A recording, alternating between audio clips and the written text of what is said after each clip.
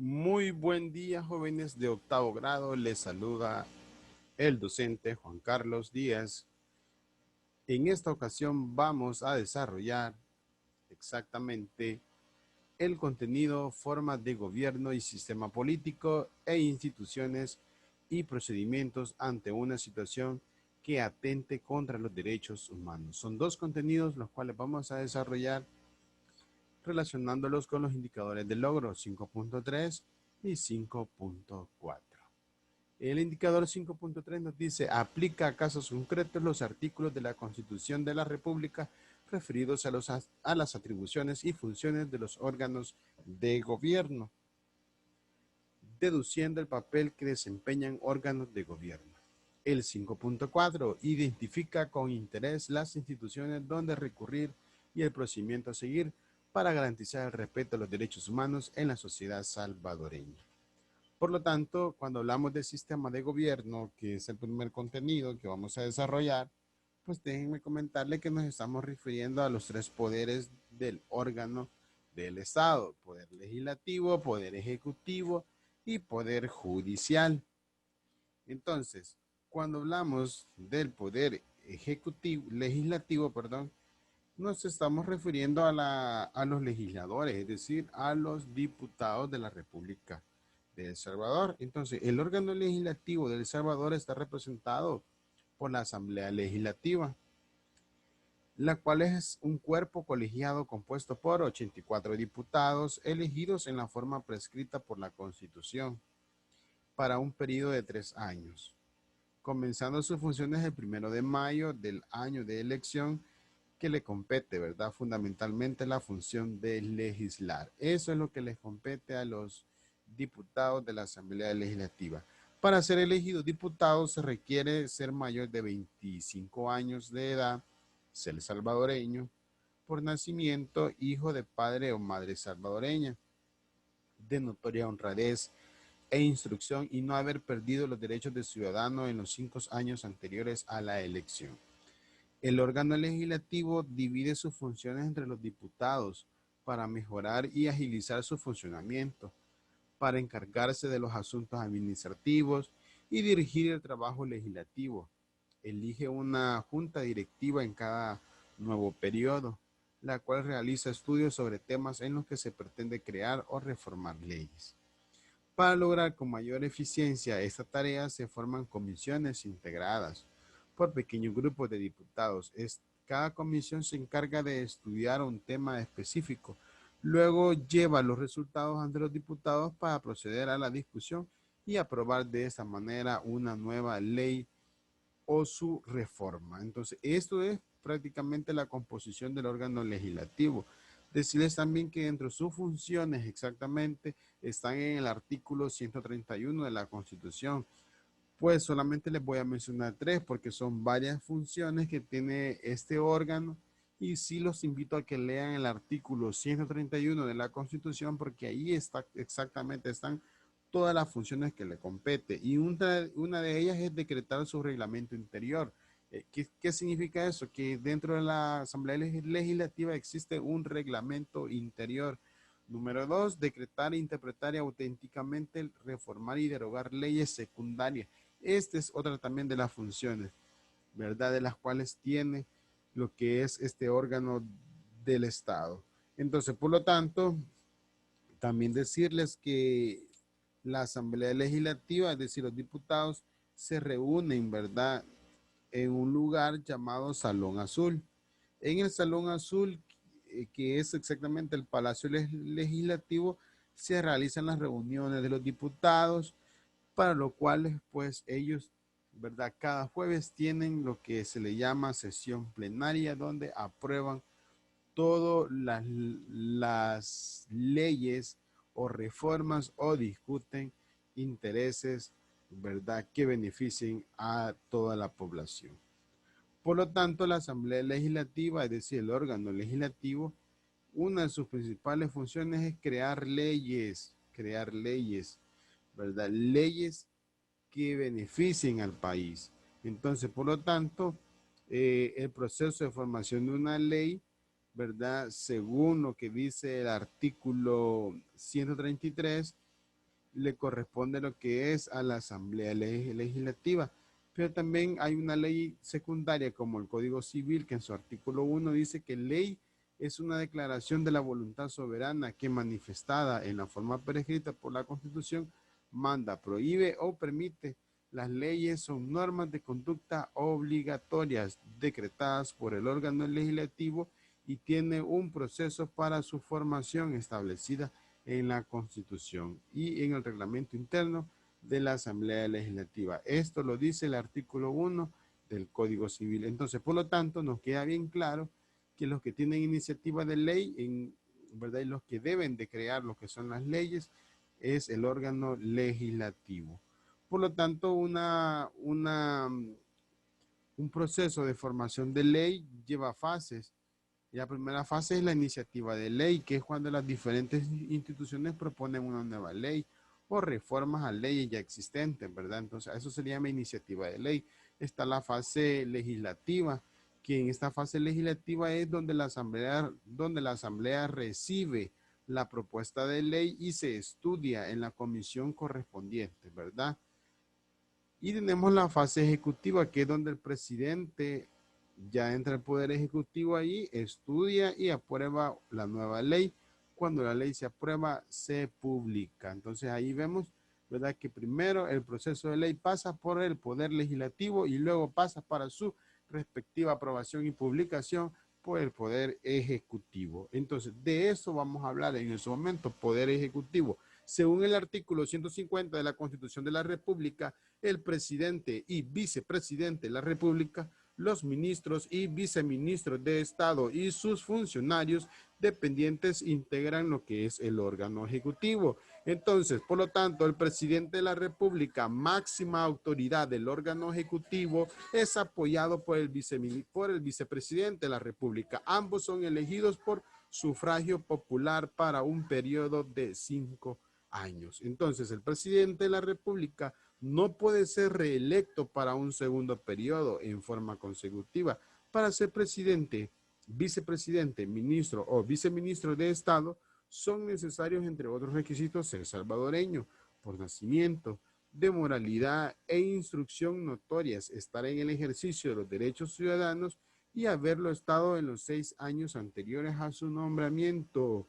En ausencia del presidente por cualquier causa calificada como grave por la Asamblea Legislativa, el vicepresidente asumirá automáticamente este cargo. El presidente de la República es también el comandante general de las Fuerzas Armadas. Por esa razón, más de alguna vez nosotros, como estudiantes, hemos escuchado que al presidente se le dice el comandante general, ¿verdad? Y se le dice de esa forma porque él prácticamente asume también ese rol de ser el comandante de las Fuerzas Armadas, cuando asume lo que es la presidencia de un país.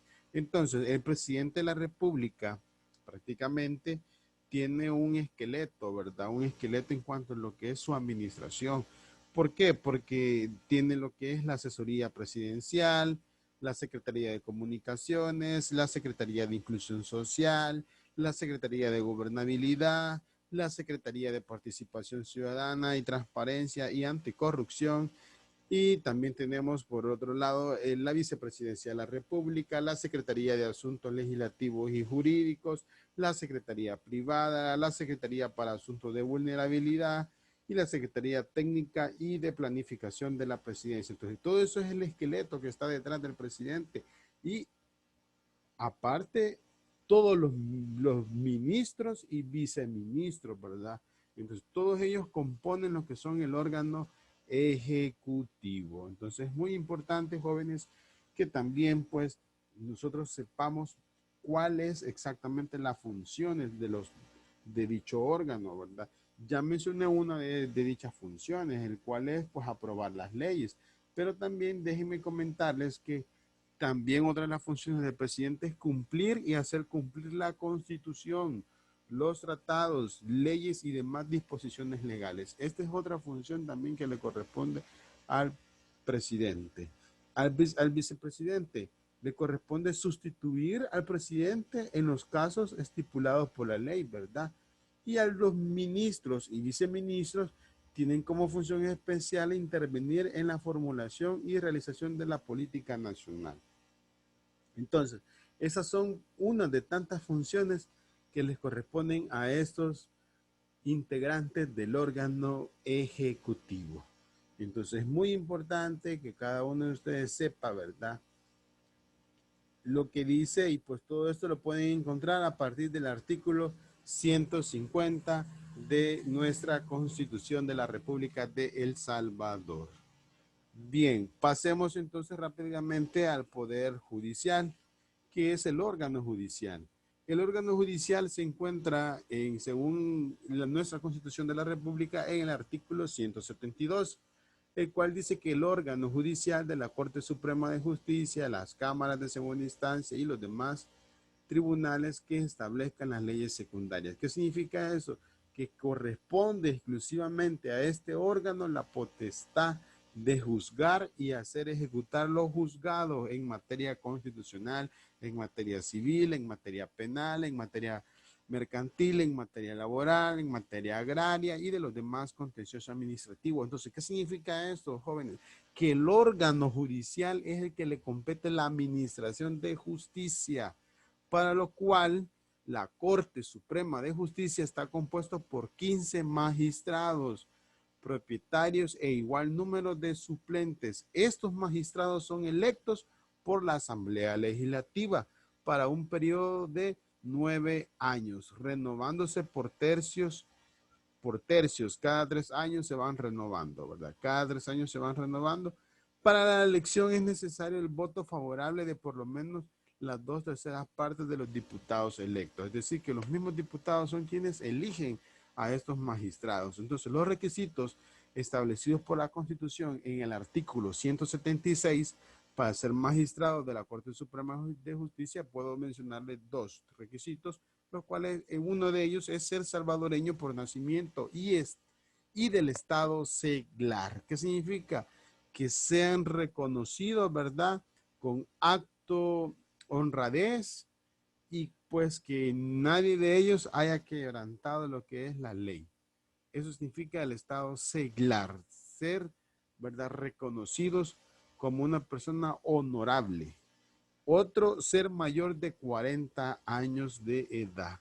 Y por supuesto, también un requisito indispensable es ser abogado de la República de moralidad y competencias notorias. Bueno, todo esto, quiero decir, no son requisitos para poder optar a ser magistrados. ¿Pero qué tiene que ver esto? Pues tiene que ver mucho, porque las atribuciones que le corresponden a la Corte Suprema de Justicia también lleva a esto. Pues decir, el órgano judicial no solamente está compuesto por todos los juzgados, no está compuesto por la Corte Suprema de Justicia, que es la administración, ¿verdad?, en sí de todas las instituciones de justicia, sino que también está compuesto por todo lo que es las cámaras de primera instancia, de segunda instancia, que las cámaras son exactamente pues instituciones donde una persona, cuando no está a gusto con la sentencia de un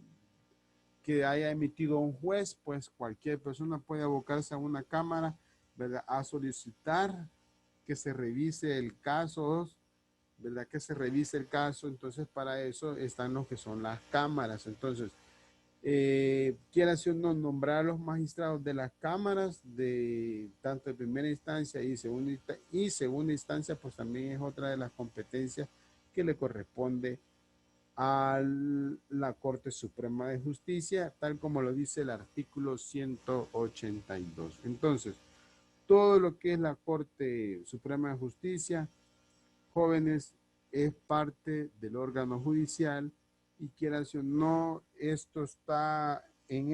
estaría todo lo que son las siguientes instituciones que les voy a nombrar: Instituto de Medicina Legal, por ejemplo, la Presidencia de la Corte Suprema de Justicia, la Secretaría General de la Corte Suprema de Justicia, Sala de lo Constitucional, Sala de lo Civil, Sala de lo Penal, Sala de lo Contencioso Administrativo, las cámaras de segunda instancia, centros de judiciales integrados, tribunales de primera instancia y los juzgados de paz. Todo eso exactamente pertenece al órgano judicial. Entonces, cuando escuchemos nosotros hablar del órgano judicial, lo primero que tenemos que tener en cuenta que es la administración de justicia, ¿verdad? Para que no exactamente pensemos qué será eso. Bueno, los derechos humanos en El Salvador. Cuando hablamos de derechos humanos en El Salvador lo primero que debe venir a la mente es, ¿se cumplen los derechos humanos en El Salvador? ¿Qué son los derechos humanos en El Salvador? Para empezar, pues tenemos la Procuraduría General de la República, tal como lo demuestro en esta imagen. La Procuraduría para la Defensa de los Derechos Humanos también es otra de las instituciones que tenemos nosotros aquí en El Salvador, donde se deben de garantizar el respeto y vigilancia y garantizar el cumplimiento de los derechos humanos de cada uno de los ciudadanos.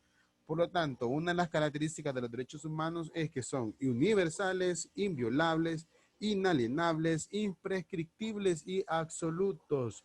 ¿Qué significa? Que son derechos, son características, son igualdades que tenemos todos, son libertades exactamente con las que todos nacemos. Entonces, cuando se inicia en El Salvador el proceso de negociación del conflicto armado entre el gobierno y el Frente Farabundo Martí para la liberación del Nacional FMLN, uno de los temas agendados en dichas negociaciones de los acuerdos de paz fue exactamente, los derechos humanos. Es por ello que cuando se firman los acuerdos de paz en Chapultepec, México, en enero de 1992, se acuerda crear una institución que tuviera como especial función velar el respeto de los derechos humanos, que es la Procuraduría para la Defensa de los Derechos Humanos, abreviadas como PDDH. Y para otorgarle fundamento legal se reformaron los artículos 191, 92, 192 y 194 de la Constitución de 1983 y así pasó a formar parte del Ministerio Público. Por lo tanto, la Procuraduría para la Defensa de los Derechos Humanos es un ministerio público que la función de esta es la protección de los derechos humanos, ¿verdad? Se apoya fundamentalmente en un sistema de protección de derechos que faculta al personal institucional de dicha institución a realizar investigaciones de oficio o por denuncia sobre presuntas violaciones a los derechos humanos, tanto de forma natural como de forma natural individual como de forma colectiva. También asistir a las presuntas víctimas y sus familiares, vigilar la situación de las personas privadas de libertad también, supervisar la actuación estatal frente a particulares, formular conclusiones y recomendaciones, promover y proponer las medidas que estimen necesarias en orden para prevenir violaciones a los derechos humanos. Bien, estos son, quieras o no, pues funciones que le compete a lo que es la Procuraduría para la Defensa de los Derechos Humanos. Quieras o no, cuando hay denuncias, hay un proceso que se debe seguir según la ley en el artículo 24 dice que toda persona puede interponer denuncias sobre presuntas violaciones a los derechos humanos. Es decir, las denuncias deben de ser presentadas en la Secretaría General de la Procuraduría, que es ahí exactamente donde todas las personas acuden, ¿verdad? Cuando quieren poner una denuncia. Entonces, las denuncias pueden ser presentadas por escrito o también pueden ser presentadas las denuncias de forma verbal o también pueden ser usando cualquier sistema de comunicación. Hoy en día con la comunicación que tenemos ya de redes sociales, con la comunicación de que podemos entrar a los portales web de este tipo de ministerios públicos, también de esa forma se puede realizar lo que es la denuncia. Entonces, jóvenes, en sí, la Procuraduría para la Defensa de los Derechos Humanos es la institución pública donde cada uno de nosotros podemos acudir a poner las denuncias cuando se den violaciones a nuestros derechos. Pero también, así como está la Procuraduría para la Defensa de los Derechos Humanos, también déjenme comentarles que encontramos organizaciones ONG exactamente que defienden los derechos humanos y dentro de ellas podemos mencionar la Comisión de Derechos Humanos en El Salvador, abreviada por CDHES.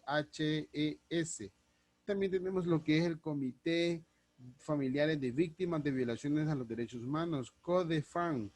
También tenemos lo que es el Centro para la Promoción de los Derechos Humanos, Madeleine Lagadec, ¿verdad? Abreviada por CPDH. También tenemos Organización de Mujeres Salvadoreñas por la Paz, Ormusa, así se abrevian. También tenemos la Asociación de Mujeres por la Dignidad y la Vida, mejor conocidas como Las Dignas. La Asociación Pro Búsqueda de Niños y Niñas Desaparecidos, Instituto de Derechos Humanos de la UCA y de UCA. Bien, y también tenemos por último FESPAD. FESPAD significa Fundación de Estudios para la Aplicación de Derechos, entre otras. Todas esas son organizaciones, ¿verdad? ONGs que también apoyan en cuanto al cumplimiento de derechos humanos en nuestro país. Bien, rápidamente pasamos a lo que es MUSI. En MUSI vamos a hablar en esta ocasión de lo que es la ética gubernamental como mecanismo de regulación del ejercicio de la función pública, en cual pues vamos a hablar de dos indicadores, el 4.3 y el 4.4, indicadores del logro, ¿verdad? En los cuales pues se nos pide que expliquemos con claridad cuáles son los derechos que asisten a cada persona respetando el marco jurídico establecido. También reconoce y reflexiona sobre los mecanismos de regulación del ejercicio de la función pública y la aplicación de la ley gubernamental. Para empezar, ¿qué es la ética gubernamental? ¿A quiénes puedes denunciar por cometer faltas a la ley de ética gubernamental? Pues a los que podemos denunciar nosotros como ciudadanos son a los funcionarios públicos, porque son ellos los que están regidos mediante una ley llamada ética gubernamental. Entonces esta ley es una ley especial que regula el actuar del funcionario público. Como el funcionario público, por el puesto que ejerce o por la función, está siendo supervisado. Debe ser así, debe estar siendo supervisado, debe ser focalizado muchas veces cuando éste comete faltas, debe llamársele la atención, es decir, no debe de cometer actos arbitrarios que perjudiquen, ¿verdad?, a un tercero. Entonces, por esa razón es que existe una ley llamada de ética gubernamental. Entonces, las personas, sin ser servidoras públicos, administren bienes o manejen fondos públicos, eso sí ya sería lo que es, pues, una violación. Muchas veces hemos sido testigos como ciudadanos cuántos funcionarios públicos han quebrantado lo que es la ley de ética gubernamental cuando tienen bienes a cargos que son del Estado y los usan para fines personales. Y esto, por ejemplo, automóviles, por decirlo así, o funcionarios públicos que se han valido de su puesto, ¿verdad?, para poderse enriquecer. Entonces, a eso se le llama exactamente violación, ¿verdad? Y por supuesto también se estaría cometiendo actos de corrupción. Entonces, una primera aproximación a la definición de ética nos dice que son reglas exactamente que rigen la conducta de las personas en diferentes ámbitos de la vida. El término también suele relacionarse con comportamientos correctos o incorrectos y buenos o malos. Lo cierto es que en la sociedad existe un conjunto de comportamientos aprobados que de ponerse en práctica contribuyen a una convivencia armoniosa.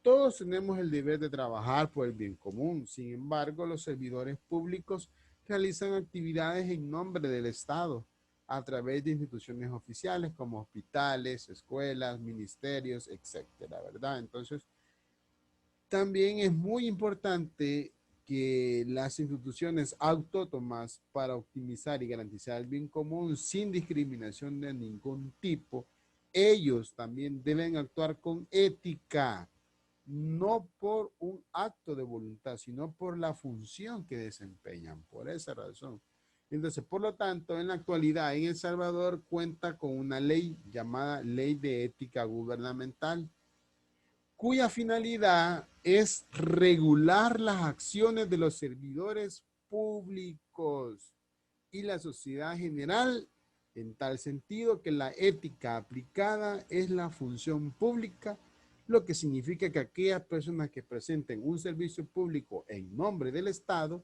deben mostrar una conducta adecuada, apegada a las normas de dicha ley y teniendo en cuenta, por supuesto, principios como la honestidad, teniendo en cuenta los principios de la eficiencia, los principios de la responsabilidad e igualdad, entre otros. Entonces, es decir, actuar con ética. Entonces, actuar con ética nos lleva exactamente a no cometer este tipo de ejemplos como el que yo estoy mencionando, mostrándoles en esos momentos. Un ejemplo donde se ve claramente que el puesto laboral ya lo tiene ganado solamente por ser el hijo del jefe, ¿verdad? Entonces, son ejemplos como estos los que la gran mayoría de funcionarios públicos de todos los gobiernos anteriores que han habido y gobiernos actuales, ¿verdad? Como el gobierno actual, pues lamentablemente siguen cometiendo y hay muchos funcionarios públicos que se valen de su cargo para poder incorporar a sus familiares a los puestos laborales de dichas instituciones del Estado. Entonces, esto no se debe de hacer, mas sin embargo, lamentablemente se ha hecho y entonces es ahí donde debe de actuar lo que es la ley de ética gubernamental y muchas veces nos quedamos nosotros, ¿verdad? Con es admirados, ¿verdad? Por la muchas veces, tantas veces que se ha inquebrantado lo que es la ley de ética gubernamental. Pero el objetivo, jóvenes, es con este contenido hacer conciencia. Ustedes algún día serán funcionarios públicos, más de algunos de ustedes a lo mejor administrará una cartera del Estado de aquí en el futuro. Entonces usted recuerde muy bien este contenido de moral urbanidad que nos invita realmente a actuar con transparencia, ¿verdad? No porque exista una ley, sino porque debe de ser mi ética, mi moral, la que debo de poner en práctica. Y aquí es un claro ejemplo de lo que no se debe hacer. Muy bien, fin de esta presentación. Muchas gracias por su atención prestada. Desde ya les deseo un buen inicio de semana. Bendiciones.